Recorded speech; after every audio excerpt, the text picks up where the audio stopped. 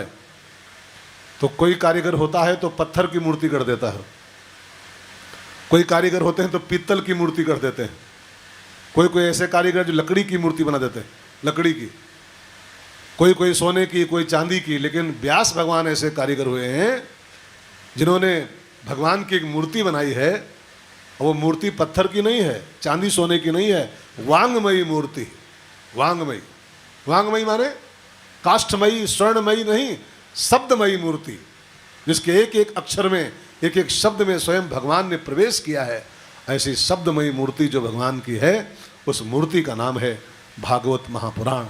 और इस कथा के को सुनना ही नहीं, व्यास जी कहते हैं सेवनात्, श्रवणात्, पाठात्, दर्शनात्, इसके 4 काम करने चाहिए। सेवन करो इसका, दर्शन करो इसका, श्रवण करो इसका और पाठ करो इसका। इन 4 तरीकों से इसका जो सेवन करता है, इसका जो यूज करता है, पाप नाशिनी ये कथा उसके पापों को हर लेती है। तो ऐसी शब्दमयी मूर्ति भगवान की जो है, उसका हम लोग दर्शन, श्रवण, पाठ, सेवन करेंगे। भगवान भागवत सुनो ना, जब भागवत सुनो भगवान की कथा को, तो लिखा है भक्ति ही उत्पत्त्यते, भक्ति ही उत्पत्त्यते। भागवत सुनने का फल क्या होता है? जो भागवत सुनते हैं तो ये कथा उनके भीतर से, उनके अंदर से भक्ति का झरना फोड़ देती। जो भक्ति की धारा अंदर रुकी पड़ी है, जो प्रवाहित नहीं हो पा रही है, ये भागवत ऐसी कुल्हाड़ी है कि उसके रास्ते में जो डिस्टरबेंस है, जो भक्ति के प्रवाह को रोके हुए हैं, उन सारे पत्थरों को खोद के अलग कर देती है और हमारे अंदर से भक्ति का प्रवाह फूट पड़ता है। भक्ति ही उत्पत्त्यते। और खाली भक्ति नहीं उत्पन्न करती, कुछ और भी काम करती है भागवत। लिखा है शोक मोह भयापहा, भक्ति ही उत्पत्त्यते पुंसः, मनुष्य के अंदर भक्ति का उत्पादन कर देती है और शोक मोह भयापहा, उसके जीवन में से 3 चीज़ों का अपहरण कर लेती है।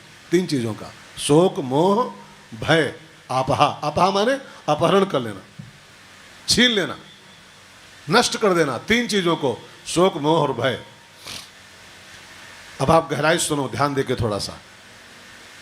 ये जो 3 शब्द है ना, शोक मोह और भय, इन तीनों चीज़ों का संबंध 3 कालों से है।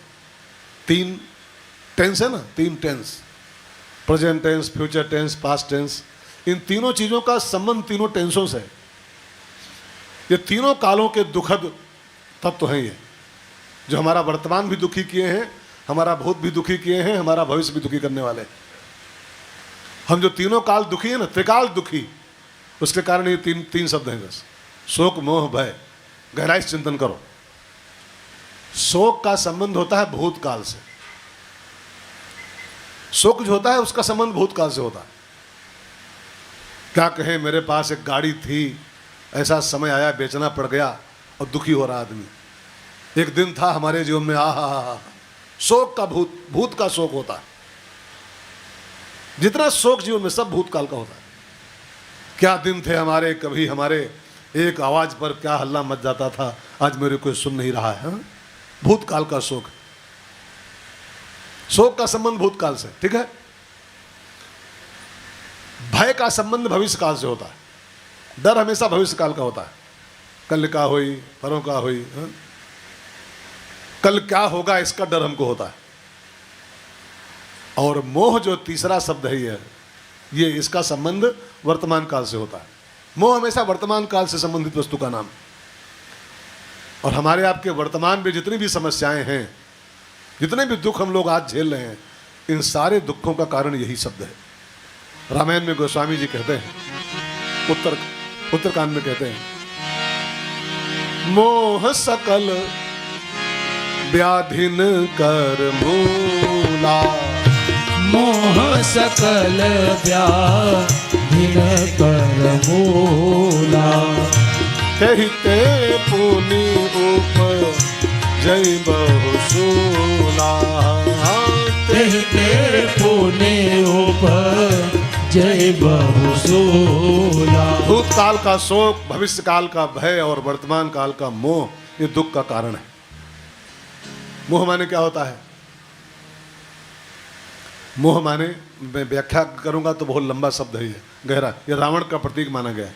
मोह रावण है, और रावण की व्याख्या करने पे आ जाऊं तो 7 दिन चाहिए खाली रावण की व्याख्या करने के लिए, 7-8 दिन।